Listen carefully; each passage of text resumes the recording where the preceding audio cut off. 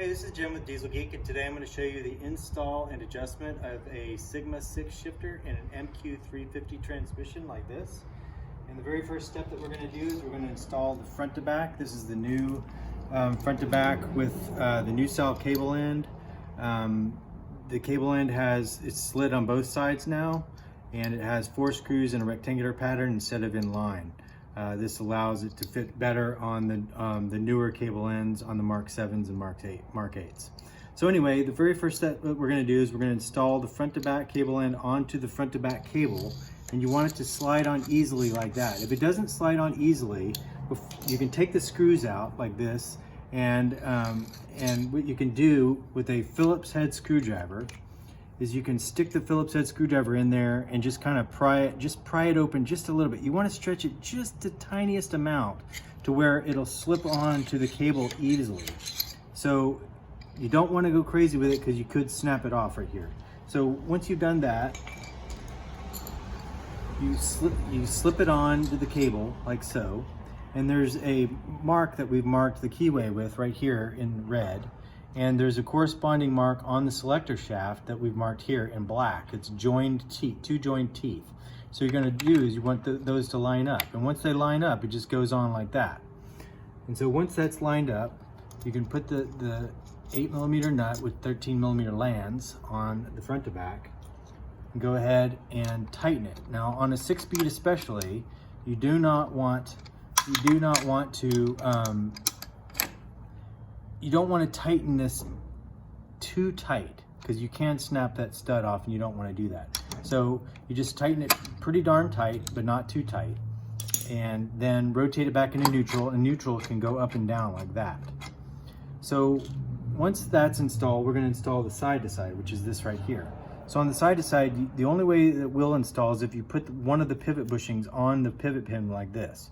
So you come in from the driver's side like this, into the tube, and it will go in. If you don't, you have to have the bushing on the pin in order to get that done.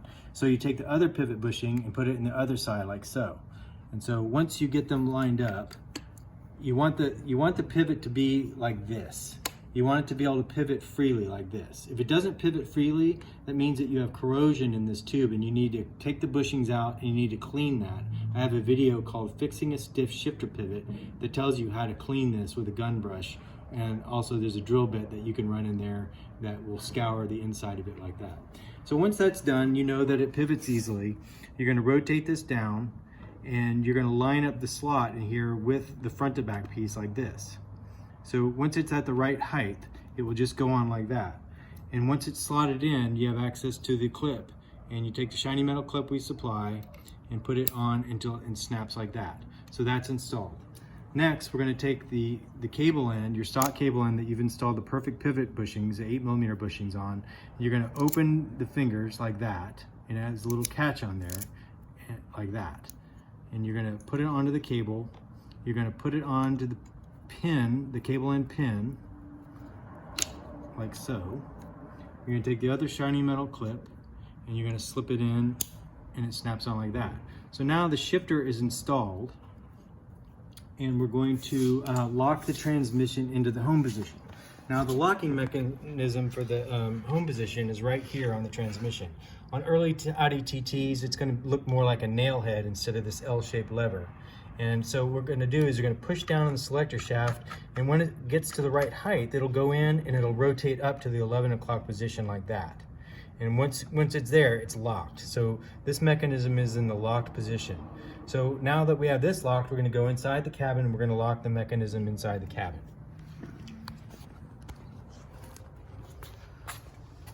So you're going to pull up the shift boot like so, and there's a 5mm hole in the shifter stick itself and a 5mm hole down in the plastic base.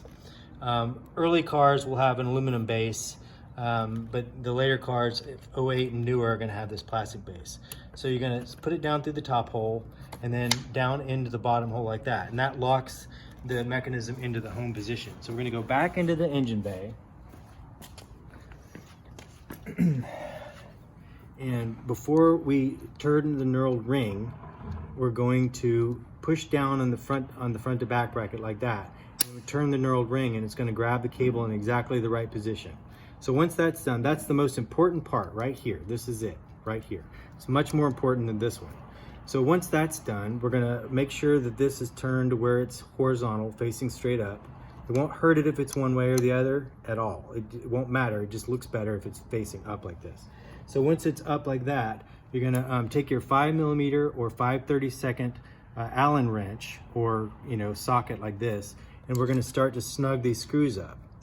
And you're gonna just basically do it in a pattern to where you're not tightening one all the way. You're just doing a little bit of a turn on each of them until they're tight, like so. And you just get a little bit of a turn on each of them. And when they get close to the right tight, you'll feel it. Like I can already feel it. Like it's close. And so you're keeping your hand near the fulcrum of the wrench. You're not putting it way out here to tighten it. You're kind of keeping your hand close here so you're not going to over tighten and strip out the cable end. So you just tighten, and again, you just do a little bit on each one of them, and you'll feel when they're done. Now, if you do strip it out, we do have a backup plan for if it happens, but we don't want to go there if possible. So you just go and just make sure that it's good and tight, and that's tight. So now we want to push down again on the front to back bracket, and we're going to push down and then unlock the transmission. And once that's done, we're going to go back inside the car. We're going to pull the 5mm pin out, and we're going to check first and second gear. So you go over to the wall and then slide it up into first, down into second, third, fourth, fifth, sixth. And then you test reverse. And reverse is a nice engagement there. So up into first, down into second, third, fourth. And once you've made sure first and second are nice and smooth, then you're done with the install, and that's pretty much it.